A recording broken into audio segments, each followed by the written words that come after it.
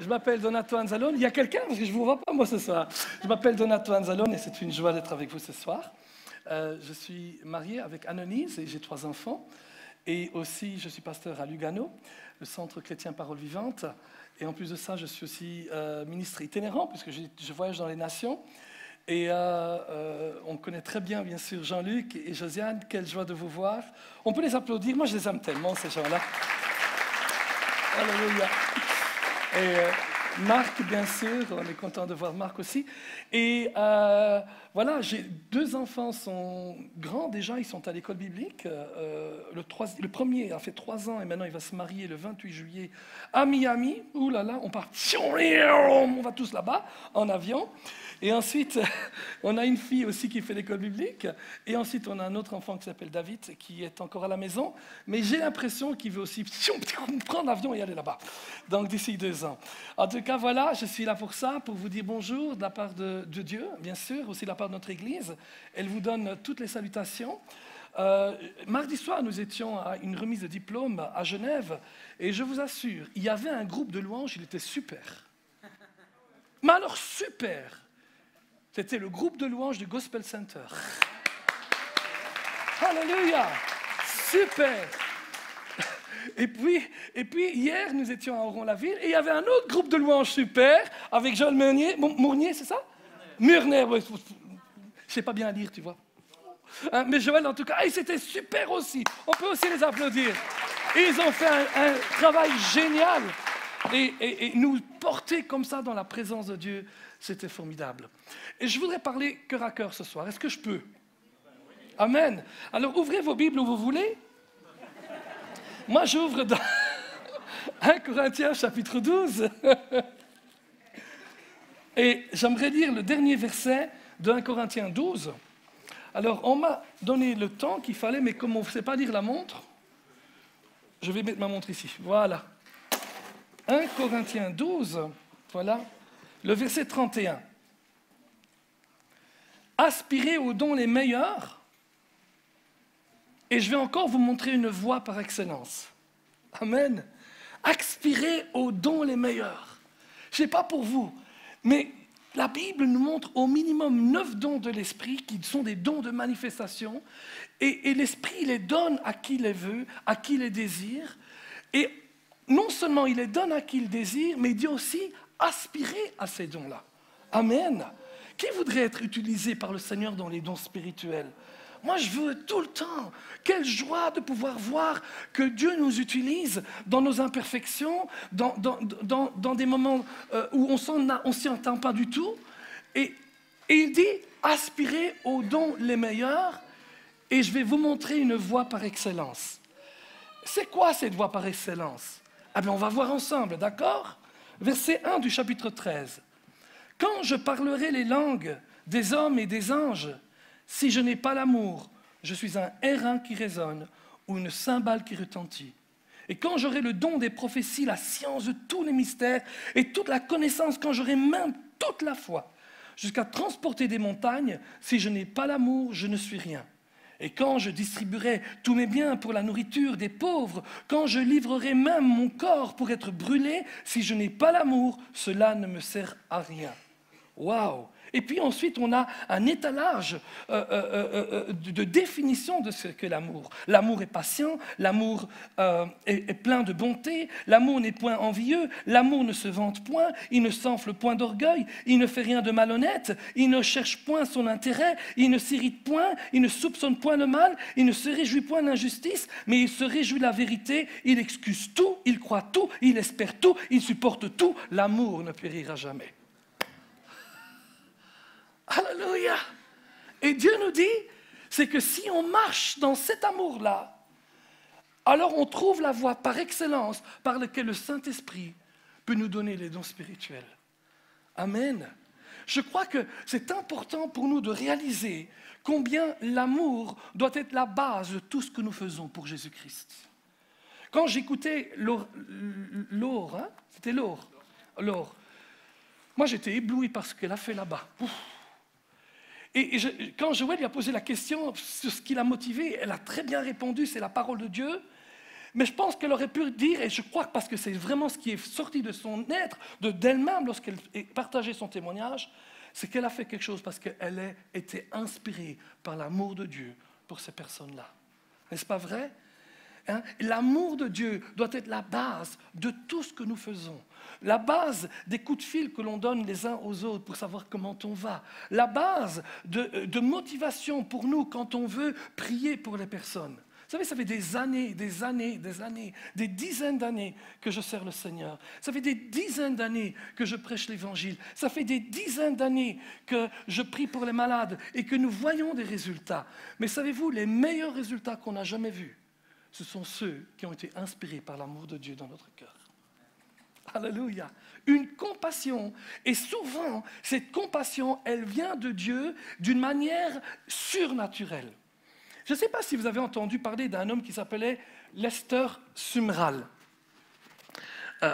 Lester Sumrall était un... Merci, Marc. C'est Marc? Ça, c'est l'amour. Se rappeler des noms des autres. Oh, alléluia. Et Lester Sumrall était un homme de Dieu vraiment remarquable. C'était un homme d'État chrétien, si vous voulez. C'était en anglais, on dirait un statement, a Christian statement. Amen. Je crois que tu l'as rencontré aussi, Jean-Lucas. Et il est venu plusieurs fois dans mon église et on se marrait tout le temps avec lui. C'est un homme dur, un homme fort. Mais quand il avait 17 ans, il était en train de mourir de la tuberculose. Et alors qu'il était là sur son lit de mort, depuis des mois, il était là, il ne bougeait plus, il ne savait plus rien faire à part tousser et tousser du sang. Tout d'un coup, il a une superbe vision. D'un côté, il y a un cercueil, de l'autre côté, une Bible. Un cercueil et une Bible. Pas mal comme vision, hein? Cercueil ou Bible. Et Dieu lui dit, prêche et tu vis, ne prêche pas et tu meurs. Prêche l'évangile et tu vivras. Tu ne prêches pas l'évangile, tu mourras. À votre avis, quand on a 17 ans et qu'on veut vivre, qu'est-ce qu'on va faire? Il a dit, mais je ne suis pas bête, moi je ne suis pas malade. Alors il a dit, mais bien sûr que je vais prêcher l'évangile. Mais qu'est-ce que tu penses là-haut? Alors il est allé et il a commencé à prêcher l'évangile. Histoire véridique. Pendant 2 ans, il va prêcher l'évangile. Il prend une petite église de campagne. Et il prêche l'évangile avec telle conviction que ces petites églises qui étaient désaffectées, des centaines et des centaines de gens viennent. Et tous ces gens arrivent devant. Et puis au bout de son message, il fait un appel. Et si vous voulez recevoir Jésus-Christ, venez devant pour recevoir Jésus-Christ. Et les gens venaient devant. Et une fois que les gens étaient devant, ils s'en allaient. Et les gens de son équipe, mais Lester, il faut prier pour eux. Et il m'a dit prêche, il ne m'a pas dit prie pour eux.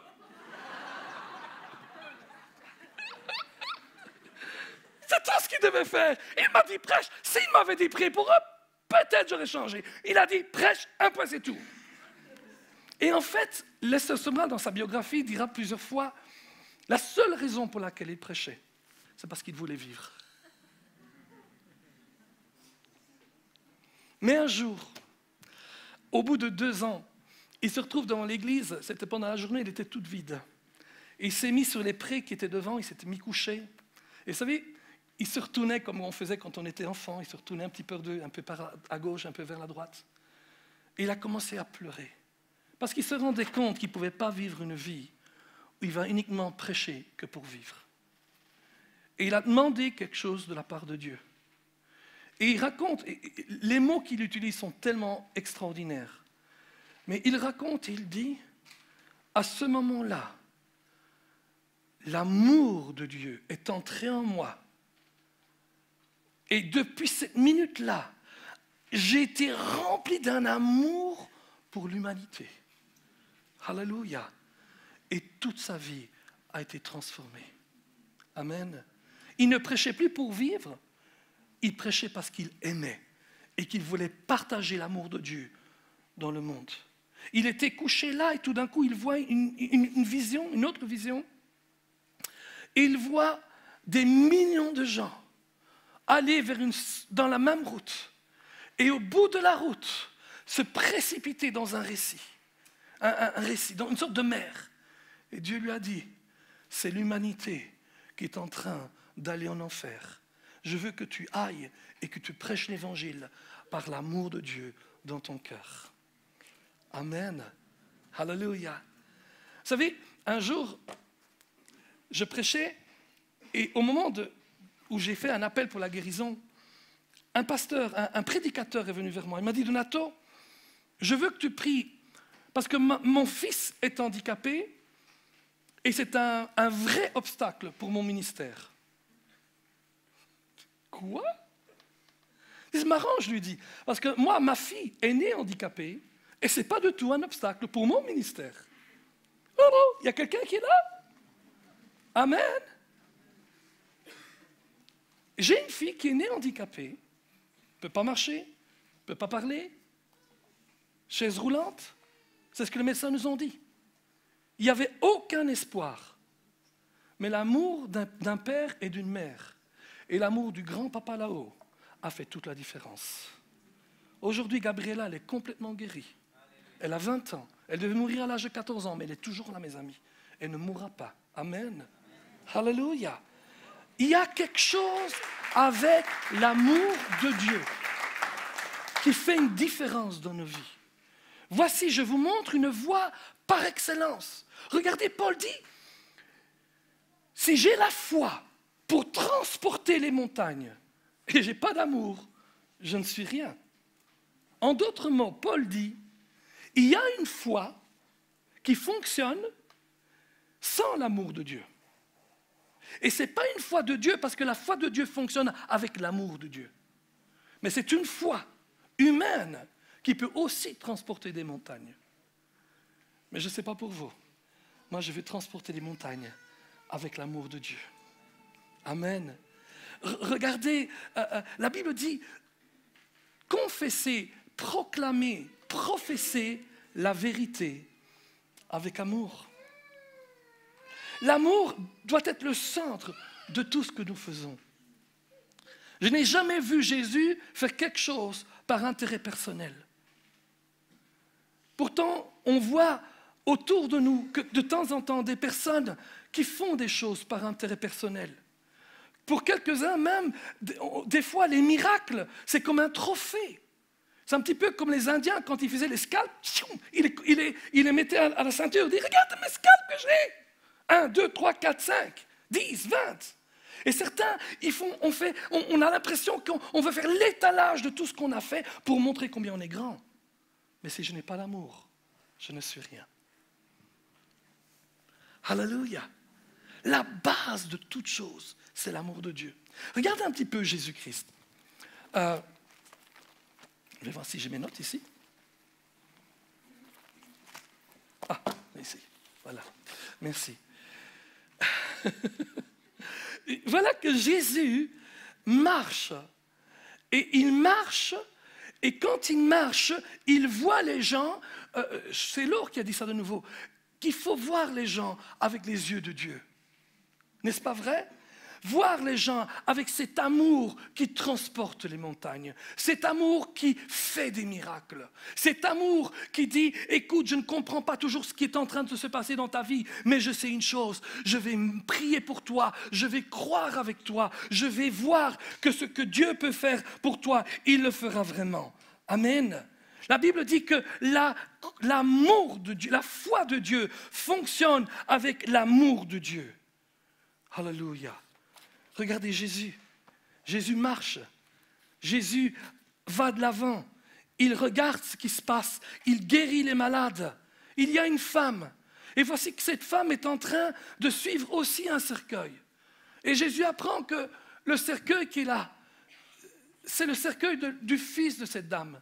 Cette dame qui est veuve. Elle n'avait plus que lui. Et le voilà qu'il est mort. Et la Bible dit que Jésus, pris d'une compassion énorme, est venu vers cette dame, venu vers ce cercueil et a ressuscité Jésus d'entre les morts. Alléluia! Ça, c'est ce que Jésus a fait. Jésus est allé et il a béni ces gens-là. Amen. Oh, vous savez, il y a une situation. Voilà que Jésus est dans la foule Et il prêche l'évangile. Ça fait des heures qu'il prêche l'évangile. Et au bout de la journée, il dit à ses disciples, mais on va leur donner à manger. C'est comme en Suisse, à 5h30, tout est fermé. En Belgique, non. Heureusement. Aux États-Unis, 24 heures sur 24, Walmart. Hein? C'est vrai, hein? Tu connais? Tu peux aller quand tu veux au restaurant, tu peux aller quand tu veux au shopping. Tu dis, Siri, il est 2h du matin, qu'est-ce qu'il y a? Bon, écoute, j'ai envie d'aller prendre un café à Walmart. Ici, il n'y a pas de Walmart. 5h30 fini. Seigneur Jésus, t'aurais dû prêcher plus tôt. 5h30, tu ne te rends pas compte. Et après encore, c'est encore nous qu'on va devoir tout payer.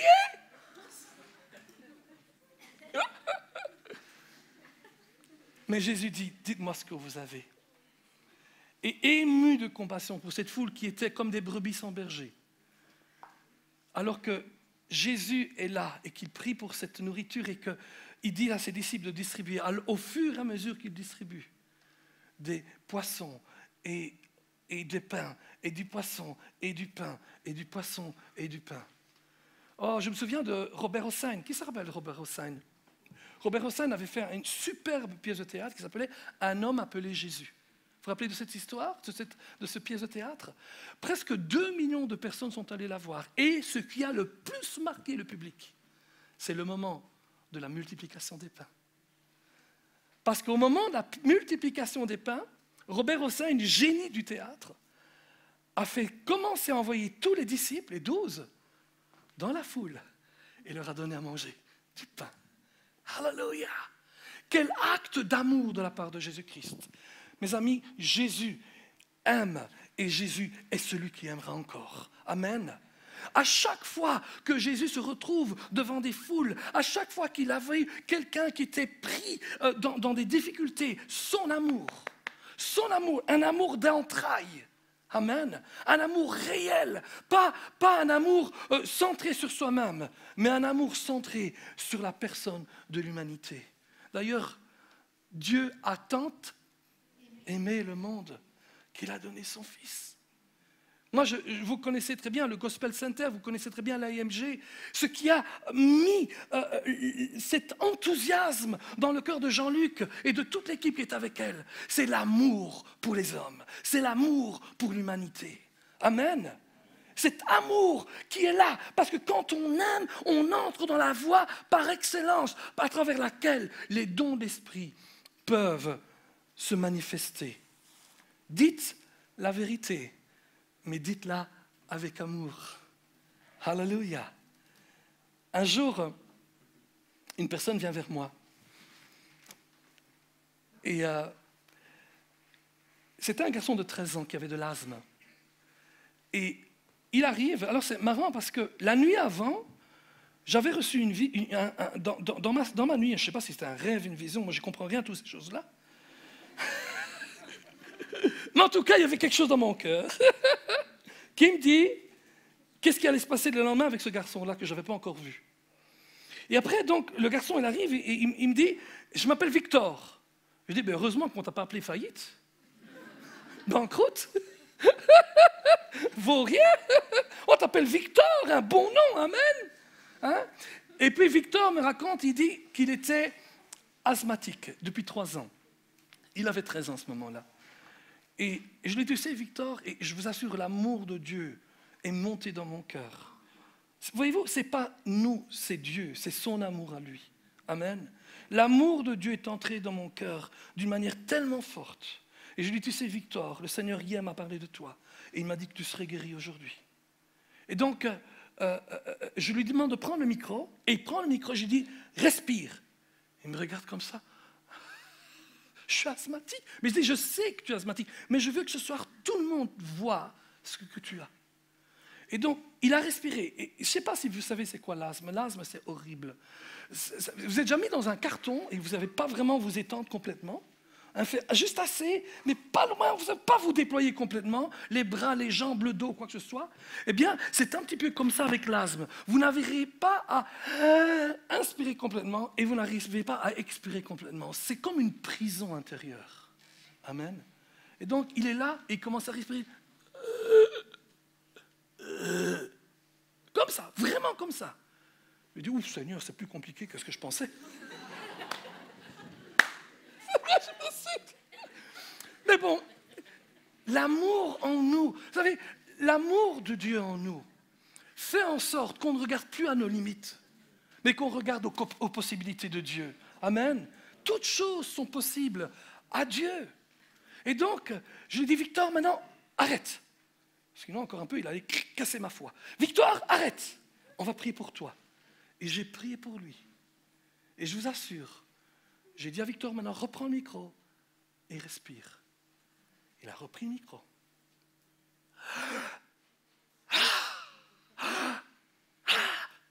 Des larmes qui coulent de ses yeux. Son père qui est à côté de lui, des larmes qui coulent de ses yeux. Son pasteur était à 5 mètres de lui, des larmes qui coulent de ses yeux. Waouh, je me dis. Et alors, à ce moment-là, quand j'ai vu les larmes qui sont coulées des yeux du papa et du pasteur, j'ai compris pourquoi Victor a été guéri. Parce qu'il y avait un amour immense au sein de l'église dans laquelle il se trouvait. Alléluia. Amen. Qu'importe d'où venait la guérison, dans le sens de qui priait pour les malades, mais qu'importe de qui avait prié, l'important, c'est que la personne avait été libérée. Amen. C'est ça qui est formidable quand aussi on prie en équipe. Qu'importe si c'est le Donato qui prie, ou c'est le Jean-Luc ou le Marc. Non, en italien, on dit le, et là, devant les gens, on dit il Donato, la analyse. C'est compliqué comme tout. On a presque l'impression d'être des noms communs, là. Il Donato, il Marco, il Giovanni Luca, la Josiana, la Noline.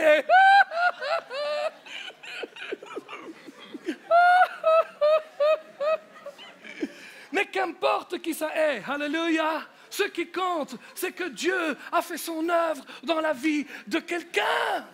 Alléluia, alléluia. Ce qui compte, c'est qu'à la fin, on ne doit pas étaler nos petits scalpes partout. J'ai que 2 scalpes en plus. Amen. Ce qui compte, c'est qu'on peut dire, le Seigneur nous a visités ce soir. Alléluia, alléluia, alléluia. Tu sais bien que je t'aime bien. Que je l'aime bien, c'est mon copain. Vous savez pourquoi c'est mon copain? Parce qu'il m'a dit hier, je suis son prédicateur favori. Ce soir, hein? Demain, c'est quelqu'un d'autre. Hein? Dimanche prochain, c'est papa. D'accord? Alléluia. Non, je t'aime bien depuis tout petit. Alléluia. Amen. Ce qui compte, c'est que Dieu a fait son travail. Je travaillais à Teen Challenge quand j'étais à Bruxelles. D'ailleurs, une de vos missionnaires est ici ce soir. Je ne sais pas où tu es, mais elle est ici ce soir. Amen. Il y a presque une 30aine d'années qu'on était tous là-bas ensemble. Et savez-vous quoi? Et on avait des tas de gens avec qui on parlait dans les rues. On les amenait dans le coffee bar et tout. Et quelquefois, il y avait des gens, c'était un petit peu plus difficile. Et ça, des fois, on se disait, tiens, non, c'est pour lui, c'est pour elle, c'est pour lui, non, c'est toi qui dois parler. Et puis, à la fin, on avait aussi quelques personnes qui venaient comme équipiers. Je vous assure, certains d'entre eux, c'était des casse-pieds. Les équipiers, hein? Et ils parlaient, ils papotaient toujours, ils racontaient tout. Mais vous savez quoi? Un jour, je me suis dit, mais laissons parler les casse-pieds. Pourquoi pas? Pourquoi c'est toujours moi qui dois parler? Pourquoi, entre guillemets, c'est le meilleur l'un ou le meilleur l'autre? Pourquoi ne pas donner une bonne victoire à un casse-pied ce soir? Amen. Et vous savez, si vous avez fait du management, vous savez que quand on délègue, la première loi de la délégation, c'est de savoir que les autres ne le feront jamais comme vous le faites vous-même. Sinon, vous ne pouvez pas déléguer. N'est-ce pas? Vous devez savoir, ok, je l'aurais fait différemment, j'aurais fait comme ça. Qu'importe, l'important, c'est que le résultat soit là, n'est-ce pas vrai? Amen. Et dans le service du Seigneur, mais qu'importe s'il y a des casse-pieds qui prient pour les gens. Amen. La seule chose, c'est quand des casse-pieds prient pour vous, enlevez vos pieds. Sinon, on va les casser. Alléluia. Amen. Paul dit ceci, l'amour de Dieu me contraint à porter l'évangile. Il dit, il y a des gens qui la portent pour de bonnes ou de mauvaises raisons. Mais à la fin, il dit, qu'importe, le nom de Jésus est quand même prêché. Amen. Amen. Et ce que je voudrais vraiment laisser dans vos cœurs ce soir, c'est se dire, hey, et si moi, je pouvais aussi laisser cet amour de Dieu qui est versé dans mon cœur se manifester. La Bible dit que quand on est né de nouveau, Romains 5.2, avec l'amour, 5.5, avec l'amour, l'Esprit de Dieu, l'amour nous a été donné. Amen. Et si on pouvait seulement commencer à développer son amour, cet amour comme ça. Viens un petit peu, toi, viens. Viens, mon grand, on peut l'applaudir.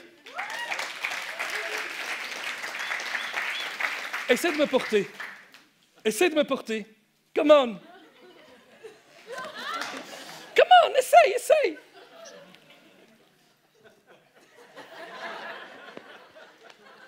Reste ici maintenant. Joël. Il rigolait à tantôt, maintenant on rigole de toi. D'ailleurs, excellent ton interview. Merci. Super. Essaie de me porter. Oh mais... Non, tu verras. Oh mon Dieu. Vous pouvez l'applaudir. Une question. C'est moi qui fais l'interview maintenant. Une question. Qui a plus de muscles, lui ou toi? Lui, mais c'est l'âge, ça dépend de l'âge en fait. Même pas. Parce qu'en fait, il n'a pas plus de muscles que toi et tu n'as pas plus de muscles que lui. La seule différence, toi, tu les as exercés avec l'âge. Et lui, il va encore les exercer parce que la prochaine fois, il va venir me porter. N'est-ce pas vrai? La même chose avec l'amour de Dieu. La Bible dit que l'amour de Dieu a été versé dans nos cœurs le jour où on a reçu Jésus-Christ comme le Seigneur et Sauveur de notre vie. Ce soir, plusieurs personnes ont levé la main lorsque Michael a fait un appel pour vous demander si vous vouliez recevoir Jésus. En cette soirée même, pendant ce soir même, l'Esprit de Dieu est venu en toi, mais aussi l'amour de Dieu est venu en toi. Et ce qu'il faut faire maintenant, c'est de développer cet amour pour qu'au fur et à mesure qu'on avance dans le service de Dieu, dans la vie de tous les jours, cet amour puisse avoir la prépondérance dans notre vie, la primauté dans notre vie, pour que tout ce que nous faisons, nous puissions le faire avec l'amour de Dieu dans nos vies. Amen. Joël, on peut l'applaudir, hein? Comme bien. Alléluia. Amen. Amen. Regardez le chapitre 14, verset 1, toujours de Corinthiens. Après avoir donné le chapitre 13, qui est le chapitre de l'amour, maintenant donc ces trois choses demeurent, la foi, l'espérance et l'amour, mais la plus grande de ces choses, c'est l'amour. Il dit, recherchez l'amour. Alléluia. Recherchez l'amour. Et ce soir, tout ce que je voudrais vous dire, tout ce que je voudrais encourager, parce que mon petit boutchou de Gabriela était handicapée. Elle avait 2-3 ans. Quand elle était guérie, elle avait presque 3 ans. Chose extraordinaire, c'est que chacun de mes enfants, leurs 3 premiers mots ont toujours été les mêmes. Papa, alléluia, maman. Papa, alléluia, maman. Alors vous comprenez bien, moi, siciliano, je vais chez Annalise, ma femme dit papa, alléluia, maman. D'abord moi, papa, maman, pardon, alléluia, maman. Et bien sûr, Gabriela, la même chose. Papa, alléluia, maman. Alors chaque fois, je m'amusais à le rappeler à ma femme. Chouchou, papa d'abord. Et un jour, alors que je parlais, comme dans une réunion comme ceci, le Seigneur me dit, Donato, arrête-toi. Oui. Papa, c'est moi.